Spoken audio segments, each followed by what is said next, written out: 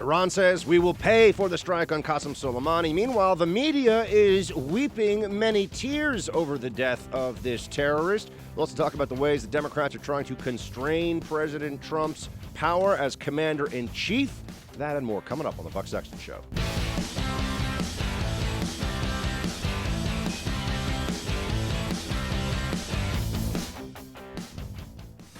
You don't see anyone standing up for Iran. You're not hearing any of the Gulf members. You're not hearing China. You're not hearing Russia. The only ones that are mourning the loss of Soleimani are our Democrat leadership and our Democrat presidential candidates. No one else in the world, because they knew that this man had evil veins. They knew what he was capable of, and they saw the destruction and the lives lost based from his hands.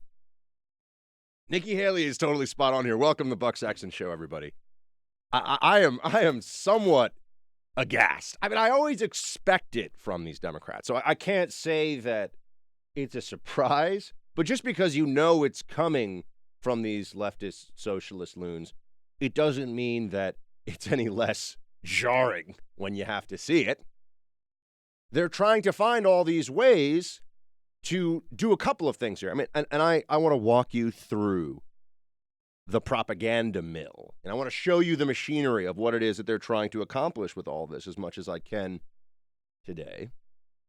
And one of the things they're doing is making it seem as though the Iranian people are all absolutely horrified at this, united against the regime, and that this was the killing of Qasem Soleimani was like we killed Abraham Lincoln, George Washington, and Elvis Presley all at the same time.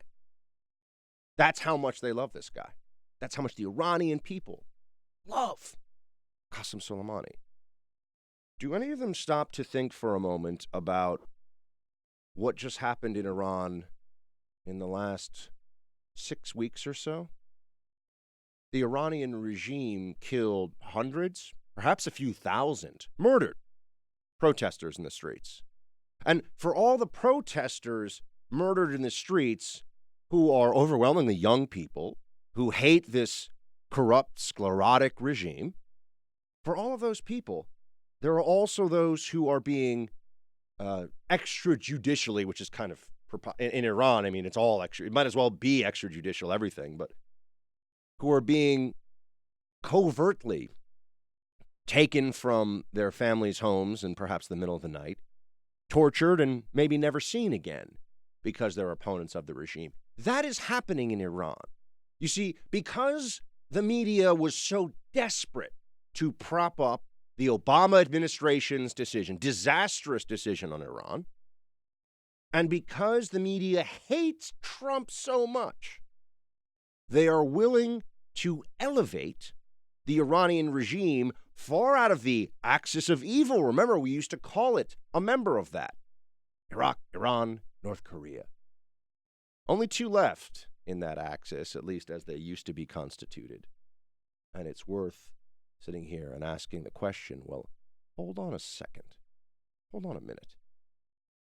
Would it be normal in the eyes of the Democrats if let's just say, hostilities became active with North Korea in some third-party country? So not in South Korea. Let's say there's some, North Korean-backed insurgency in some country, and a North Korean general was involved in the murder of American soldiers trying to engage in peacekeeping operations, stability operations in that country. And that North Korean general was then actively plotting another round of murder of American soldiers in this country that North Korea is operating in. And we took him out. Would they then be saying, oh my gosh, but the people of North Korea, they're all weeping and staring into the cameras and crying. They're so upset about this. It is so hard now for me to separate out how much of what we are seeing from our own media. This is their job, supposed to be their calling, to bring us the truth, to tell us what's really happening in these places. That's what they're supposed to do. Instead, I don't know if they are just wildly dishonest hacks, if they're primarily driven by that. They're propagandists entirely, the Democrats. They know what they're doing. Or and I don't know if this is more upsetting or more concerning, if they're deeply, deeply stupid people. It could be either one. It could be both. It's most likely a combination thereof. For Exhibit A today, and there could be so many, I bring you Michael McFaul. Now, those of you who follow me on Twitter know that I don't hold back on Twitter, but I try never to be personal about things that aren't an issue of public concern, right? I don't make fun of anyone. I never make fun of anyone's appearance. I don't make jokes about, their family members or anything. I mean, I keep it as on the subject matter as I can, and I try not to ever act like a jerk on Twitter, even though it's a great way to get attention, and a lot of conservatives actually do that. Michael McFaul is someone who is celebrated and still given a tremendous amount of credibility on the left. Oh, Rachel Maddow will have him on to talk Russia, all these different people. And he was really the architect of Obama's Russia policy for a few years, and is known as a critic of Putin. And the guys like Stanford, Oxford, Stanford, a stack of fancy degrees. I couldn't even fit them on top of this desk. Also, at some point, I have to wonder, these people that spend so much time in academia, how many years just studying and not doing do you have to do? You're not a neurosurgeon here. Maybe anyway. Lots and lots of books and PhD research and books and okay. And that can be great, maybe, because the idea is that you're supposed to achieve all that wisdom. This is what our elites in the academia and journalism, not journalism, of course. I mean, come on, no one thinks journalists are smart, but they like you to think that if they have a certain kind of resume, even though forget about the fact that Trump went to Wharton, arguably the best business school in the world, certainly in the top 3, that George Bush went to Harvard Business School, arguably the best, those guys don't count, but the degrees and the fancy titles that liberals have, you're supposed to show deference, bend the knee. Okay. McFaul tweeted out last night, and this just ticked me off. This is a former U.S. ambassador to Russia who is treated as a real foreign policy wise elder on the left. Okay, he's treated as somebody he is the diplomatic establishment, if you will. He tweeted out, "I do not support many of Trump's policies, but if Iran killed General Milley or Vice President Pence and then threatened to destroy the Statue of Liberty or the Lincoln Memorial, I would march passionately with Trump supporters to denounce the Islamic Republic of Iran." There's so much stupid in here that I could spend the entire hour trying to just unpack it. He can't be serious. Vice President Pence, is Vice President Pence a uniformed military operating in a theater of hostilities, designated as a terrorist, involved in covert arming and training of globally designated terrorist organizations, and then directing personally the maiming and murdering of U.S. servicemen that he is not at war with, by the way. Iran has not declared war on the United States, has been waging war against us for decades now. It's just been a one-way war. You see, here's the genius of Trump. I'm gonna just put this out there for everybody. Trump doesn't like one-way wars. He doesn't like the one-way trade war with China. He's like, I think enough of this. I think we've suffered enough. I think we as the good guys, just allowing them to get away with all this, we've had enough of that. So he does something about it. And Trump comes in without all the stack of fancy Stanford international relations degrees and says, hold on a second. We've been doing what we've been doing in Iran for decades, really. Sanctions, angry diplomacy, sanctions. But we always are a little hands off. Ooh, we don't want to provoke the Iranians. Meanwhile, the Iranians are provoking us day in and day out. Finger in the eye. What are you going to do about it, America? And let's be serious. What have we really done about it? Well, under the Obama administration, as though we were like an Uber Eats delivery service for cash, we showed up and said, here's billions and billions of dollars. And you can keep your nuclear program, but we need to be able to see what you got so far. You don't have to dismantle it, destroy it, and prove that. You keep it the way it is, and then we'll let you get rich. Keep your terrorism going. Keep your conventional ballistic missile program going. Do whatever you got to do on that stuff. Okay, fine. One-way war with China on trade, Trump says no.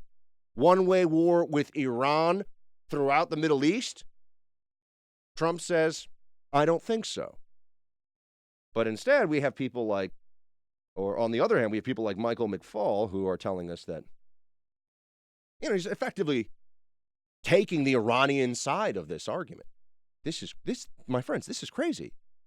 I mean, how far removed is this really from saying, well, killing Abu Bakr al-Baghdadi, that's really going to destabilize the region, because at least then there was somebody that the Syrians and the Turks could talk to as the leader of ISIS. And I mean, okay, you could say, Buck, well, the Democrats wouldn't do that. Really? Really? You sure about that? I mean, how far removed is this? Qasem Soleimani is different in that he is a known and named and uniformed service member of a military that is part of the axis of evil and the biggest state sponsor of terror in the world. So that gives him a cloak of invincibility? We're not, well, obviously not. But we were supposed to accept that? I've got to tell you, there are a few times when I just become, I just have to wonder how these people can look in the mirror sometimes. You have journalists from the most storied, these pampered, overpaid, pompous journalists at, CNN and ABC and these places, and they're all, look at the size of the processions in the morning and the Iranian people are also. How many of you have seen, for example, reports from those same, Martha Raddatz was over there, I was saying, look at the size of these protests. The Iranian people are all united against us now, really? If you're Iranian and because you're part of that youth bulge that I talked to you about yesterday, because of all the people that died because of the war that did not need to be fought between Iraq and Iran, the vicious stupidity of the mullahs in that war, okay. But if you happen to be a person who is just mourning the loss of a family member, if you happen to be a person who lost your father, your brother, your sister, your mother in these protests, are you now all of a sudden switching things around saying, whoa, hold on a second. Yes, the regime is a totalitarian theocracy, but they killed Qasem Soleimani. George Washington, Abraham Lincoln, and Elvis compiled into one. I don't think so. No critical questions being asked by the press here. No honest attempt to get to, hold on a moment, are Iranian school children being told that they have to show up and protest? They're emptying out the schools, kind of like what Democrats do here, of course. Climate change. Emptying out the schools, sending people out in the streets. Grabbing people on the street, come join the protest, or else. Here's what you have to see from the reality of the way our own press is treating this issue. They are credulously covering Iranian state propaganda, which is what this is. Protests that are done under threat of force are not an expression of the will of the people. But they're credulously covering this. Oh, we're just showing you, man. We're not, we're just showing you the facts here. And are, in fact, willfully complicit in the propaganda of a terrorist regime. This is our own press. They get so huffy when Trump says that they are the enemies of the people. I've been calling them the enemies of truth for a long time, because they are. How could they justify this? How can they not start every report with, these are very large protests? We do have substantial reporting, firsthand reporting, from people who are telling us that much of these protests are forced. And then even beyond that for a second. What exactly are they trying to achieve with this? Why should we care how large the size of the protests are? I got news for you. If we took out Kim Jong-un tomorrow, you have to make this North Korea. By the way, North Korea and Iran, buddy, work together on a whole lot of stuff. If Kim Jong-un was taken out tomorrow, do you think that there would be journalists all upset covering. Look at the protests. Look at the people in this country. They're so upset about the loss of Kim. And by the way, there would be a lot of people who are upset about it because they've been brainwashed. You have to ask the question, whose side are these liberal, multimillionaire, empty suits in our media? Whose side are they on? What exactly are they trying to convey with all of this? We don't need them to stand there, faces, ashen-faced, all sad. Oh my gosh, look at these protests. What's going to happen to us now? They're chanting death to America. Guess what, you geniuses? They've been chanting death to America since before I was born, literally. But now we're all supposed to be so scared about this. Now we're all supposed to worry. Here's what I'm scared about. What we see here is yet another instance of our own press putting their anti-Trump ferocity ahead of the honest presentation of facts in their job, and also doing things in such a way that you do have to wonder, you do have to sort of question their ideological loyalty. Do they think that is an Iranian general, is someone who works for the Iranian regime in military uniform, engaged in the activities that Qasem Soleimani was, really similar to General Milley? Is really similar to our chairman of the Joint Chiefs of Staff, or all these ridiculous comparisons you're hearing all the time? So we're no better than the Iranians. Is that really what the journalists, we're no better than the Iranian regime? That's what they think. You have to wonder, the answer is yes. But it's particularly yes to the journos because Trump is our president. And so therefore, this Trump regime is every bit as terrifying and scary, and really more so to them than anything the mullahs could ever do. We need a new media, folks. We need to tear down the journalistic establishment as it exists right now and build something new. If it wasn't clear before, it's certainly clear now, but I think it's been clear for a long time.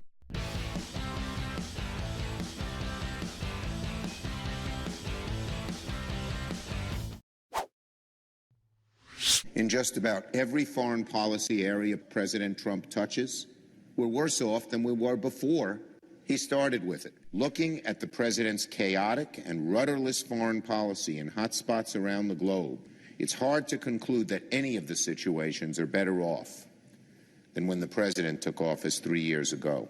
His policies seem to be characterized by erratic, impulsive, and often egotistical behavior with little regard to a long-term strategy that would advance the interests of the United States.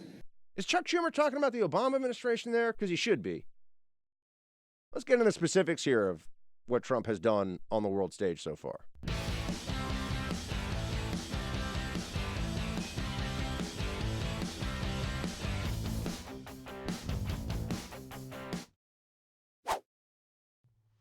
All right, I can't just let this go. Democrats are out there pretending that Trump is so bad on foreign policy. And notice how thin they are on any supporting details. This should be easy to do. I mean, if I were to point to, for example, the Obama administration, start in 2008 and end in 2016, and point to a country in the world that matters to our geopolitical standing, international relations, trade, national security, you name it. Point to an important country, not some little country no one cares about. I'm sure, Obama's, diplomat did great work in Micronesia or something. I mean, who cares? But an important country. By the way, Micronesia was in fact part of the coalition of the willing back in the day. I'll never forget that. It was not the Bush administration's finest moment. I think they sent one guy. But the Obama administration, whether it was Libya, Syria, Iraq, Afghanistan, Pakistan, Russia, China, worse in every single case, every single instance. And now you have to also look at it based on our position vis-a-vis those countries. I'm not just saying that the country was worse. No, I care about our interests. It was worse. But Chuck Schumer here saying that everything Trump does on foreign policy is wrong. Really? Has he been wrong on China? Because our economy is booming and China's had the worst economy it's had in 30 years. I mean, it hasn't yet gotten the grand bargain that Trump was hoping for on trade, but they have gotten the beginnings of a phase one trade deal, it seems, and at least they're doing something. We're not just suffering in silence. One-way trade war. Trump says, no, now it's going to be a two-way trade war. And with the Iranians, people keep assuming, because they want to believe this. I mean, this is the problem. Because they want to believe everything Trump does is terrible, seemingly intelligent people all of a sudden become utter morons. Because they insist, their brain has been conditioned to think that because Trump, who, is blustery and, is a little loose with the words sometimes. I mean, I get it. But I look at what he does. I look at the essential characteristics of how he uses the power of his office, the decisions, the core decisions, the critical decisions he's been making. And I keep saying, I mean, this guy is certainly the best president since Reagan. And he's making gains on Reagan's legacy. I mean, Reagan did, let's not forget, did defeat the evil empire of the Soviet Union. But I mean, Trump, give him 4 more years. We'll see. I mean, I didn't even come into office thinking he was going to be as adept and have the kind of results that he's had so far. It's not perfect. The border, the wall, there are things that haven't. But does anyone really think that perfect is going to be the way that we would judge this? But going back to Chuck Schumer's statement, I just find it, I find it stunning that they are so willing to make total fools of themselves here in their anti-Trump zealotry. Oh, wait, speaking of making a complete fool of oneself, Bernie Sanders guess what? On CNN, which is the worst and most dishonest of the propaganda networks now on U.S. soil. CNN had on Anderson Cooper show, the very serious show. That's the real journalism stuff happened there. Here's what Bernie Sanders said about the Trump decision. This you got to hear this one. This is amazing. Play 44. But this guy is, was as bad as he was an official of the Iranian government. And you unleash. Then if China does that, if Russia does that, Russia has been implicated under Putin with assassinating dissidents. So once you're in the business of assassination, you unleash some very, very terrible forces. Couple of things here. A truly idiotic comment from the number 2 guy in the polls for the Democrats right now. You're going to make him commander-in-chief? What he says is absurd. He goes, okay, so the guy was a uniformed Iranian. So what? So what? Does that mean that could he partake in an assassination plot on a U.S. official in Iraq himself? But, oh no, we can't touch him, guys. Uniformed Iranian general. Where's the line? At what point, and this is what you have to ask liberals. I mean, I know you guys already know this. At what point for the libs would Qasem Soleimani be a legitimate target? Didn't hit him inside Iranian borders, not on his own soil, not in international territory, not at war. He's in a conflict zone, engaged in active hostilities against the United States and its interests. Administration says there is an imminent threat to U.S. personnel that he's directing. At what point are we allowed to hit this guy? Never? That's amazing. Do you think that we have that? Do the Iranians, does any country in the world, would they allow somebody to be effectively the CIA director and a 4-star general at the same time and show up in a war zone and be engaged in active hostilities against another country and then be like, whoa, hold on a second. An American uniformed soldier. The Iranian regime wanted to kill the Saudi ambassador in D.C. at a fancy Italian restaurant that I actually happen to like in Georgetown. But he wears a uniform of the Iranian regime? I mean, I'm just wondering, if back in the day, if Himmler ran out of the bunker with Hitler, we would have been like, oh, well, this guy's a major player in the Nazi regime. We can't hit him with a bomb. We tried to bomb them. We tried to take them out as fast as we could. So I'm just trying to establish what exactly are the lines supposed to be. And why doesn't the media seem curious at all about what's really happened here, what the reality of the threat is? They just assume that Trump and the administration's lying. They've already been saying this. Oh, the administration's story is not straight. All the administration's stories. They have so much more willingness to show opposition to their own government and think that they're being tough and being strong and being honest. That's what the journos do here. Really, they're just pandering to the left-wing Trump haters in this country, who are just a bunch of morons at this point. I mean, you can criticize Trump, you can think that Trump does bad things, and he certainly is worthy of criticism in a lot of ways. But the people that have just embraced TDS, Trump derangement syndrome, can't even talk to them anymore. It's not even worth it. Everything Trump does is terrible. I talked to a very close friend and advisor of mine recently. He said that he had lunch with a friend who was talking about how terrible the Trump economy is, and you just want to throw your hands up in the air and be like, the biggest problem in the economy right now for anybody who understands anything in this country is it sustainable? Can these good times last? By the way, it's probably not sustainable because of our debt, and it's another conversation. But no serious person's walking around saying, oh, the Trump economy, this is a tough one. Nobody thinks that, okay? No honest person thinks that. A lot of Trump deranged loons do. And yet here we are. Bernie Sanders brings up on CNN. Did Anderson Cooper go, hold on a second, Senator Sanders. That was a little bit, and dig into this a little more too. What does Russia killing dissidents have to do with this situation? Qasem Soleimani is not a U.S. citizen saying mean things about President Trump. How did he even make that comparison? Bernie Sanders is a third-tier intellect, my friends. This is what everyone needs to remember. This is not a very smart guy. He's been saying the same wrong, stupid stuff for over 40 years, never figured it out. Never seemed to understand that the stuff he believes is bad and wrong. He's an old guy, not a lot of wisdom.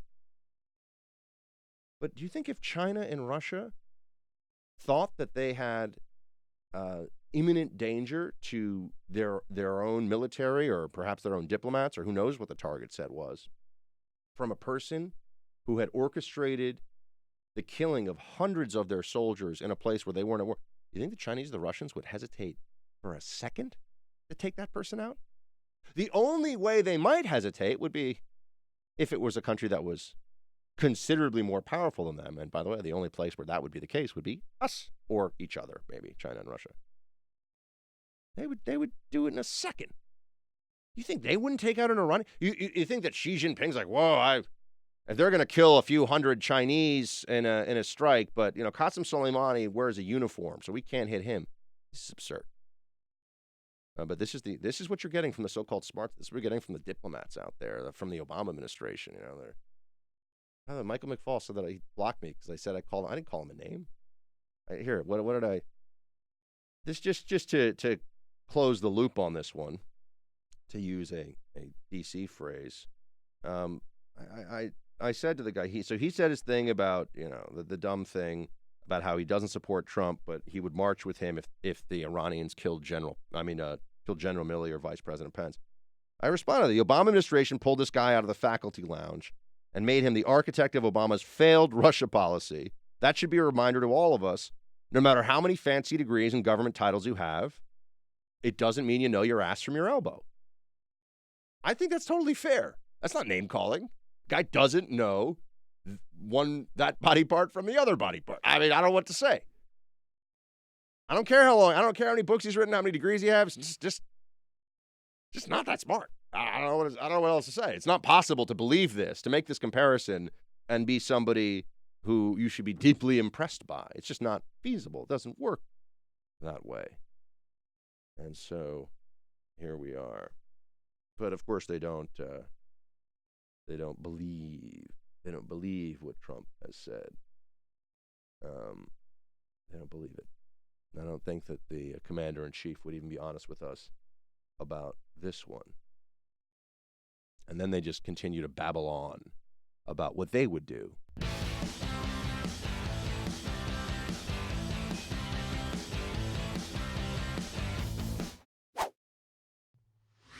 Well, there's no question they're going to respond. There are lots of questions about how, but we have some questions to ask of our own president. Look, there is no question that Soleimani had American blood on his hands, that he was a bad actor in the region. But if there is anything that we have learned in the last 20 years about the Middle East, it's that taking out a bad guy is not necessarily a good idea. And what we've seen here is no evidence that there's been proper consultation with Congress, and more importantly and more dangerously, no evidence that they've really thought about the consequences. Right now, my mind is with the troops who are moving to the Middle East, and having known what it's like to be in the inside of one of those airplanes, you need to be able to trust that everybody up your chain of command has thought through what's ahead. And we're just not seeing a lot of indications of that. Taking out a bad guy is not necessarily a good idea. Gee, I'm so glad we have Rhodes Scholar Mayor Pete here to, by the way, McFall is also a Rhodes Scholar. I keep telling you, Rhodes Scholars are generally just people that are kiss-ups and do whatever they got to do to get the Rhodes. I know a lot of friends, a lot of people that are Rhodes Scholars. Ooh, Bill Clinton was a Rhodes Scholar. Rachel Maddow was a Rhodes Scholar. Oh, man. It's a very politicized process. That's a whole other thing. How could you even tell? One school, another school. Everyone's getting straight A's at all these schools because everyone gets A's. Because once you get into these elite institutions, they just push you through with, oh, look at how smart everybody is from here. But if everybody's that smart, how smart is anybody really, right? These places are a joke. At Yale, the little crybabies can't even hear ideas they don't like. They can't handle watching toddlers walk around in, a Pocahontas costume because it's so offensive. And yet here we are. Mayor Pete doesn't have any solutions, doesn't have any answers, just knows that they can't think this is the right move because Trump did it. That's all that you have to know about it. The media can't take a critical view of the Iranian regime's forced demonstrations out in the streets. And also, even if they weren't forced at all, okay. The Iranians don't have a free press. The people don't have the right of assembly, don't have the right to organize. So public sentiment in a totalitarianism is not something that I get particularly weepy about because the people are being brainwashed at the end of a bayonet. Does the media ever think about this? They ever take any time to consider the reality of it? No, of course not. Too busy, making sure that their hair looks perfect. And going to get invited to a, fancy party at Richard Branson's private island or whatever. It's really, it has been an amazing circumstance here to see what but the good news for the Democrats is that as dumb as they look talking about this issue, which I think a part of this that gets lost is the need to reestablish deterrence as a real thing. That has come back into the fore. Maybe that changes the calculation on the Iranian side. Maybe all of a sudden they'll realize, okay, we're not going to, that there's not immunity for actions against us through proxies. That's been the secret sauce of the Iranian anti-U.S. action for the last, however many years now, decade.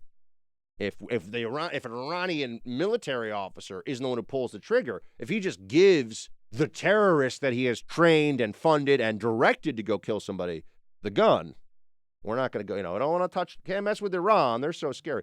Iran is a little tin pot dictatorship run by mullahs with a tiny little economy. It's running out of foreign currency reserves. We could annihilate their infrastructure if we wanted to in a day. I'm not saying we should, but let's get real here. Walking around, what are we going to do? And blowing up a bunch of stuff in Iran if we have to in retaliation for whatever they do to us doesn't mean we're going to war. We're already in a state of war with the Iranians. You know what keeps the Iranians from engaging in a mass casualty terror attack? Not any sense of morality or international law or anything else. The only thing that stops Iran from killing a lot of Americans, and including American civilians anywhere in the world, is the implied threat from the United States that we will crush them in response. That's the only thing. If they thought they could do it and it was in their interest, they'd do it in a heartbeat. This is an evil regime. The people who run this country, they hang people from cranes. They murder gays. Does the media forget all of this stuff? Oh no, they're going to compare. Qasem Soleimani is, just like our own chairman of the Joint Chiefs of Staff. George Washington, Abraham Lincoln, and Elvis. All at once. And producer Mark's favorite baseball player, Joe DiMaggio. I don't know. Whoever the most of all time. Is that right? something like that. All the same. Is he the greatest ever? Babe Ruth? Babe Ruth, probably. Babe Ruth, okay. Yeah, sure. Yeah. Babe Ruth, Elvis, George Washington, Abraham Lincoln, all in one. Qasem Soleimani. How could we ever have touched this amazing person? That's the premise you get from the media. He's just like one of ours. Really? I don't think so, my friends. I don't think so. And I have lost my patience for dealing with the dishonesty and the stupidity of those in the mainstream media. I no longer just vehemently disagree with them. I think they are worthy of contempt and disrespect in many cases, and I don't say that lightly. That's where we are now on this Iran thing, just like it's where we were on the Kavanaugh thing, too.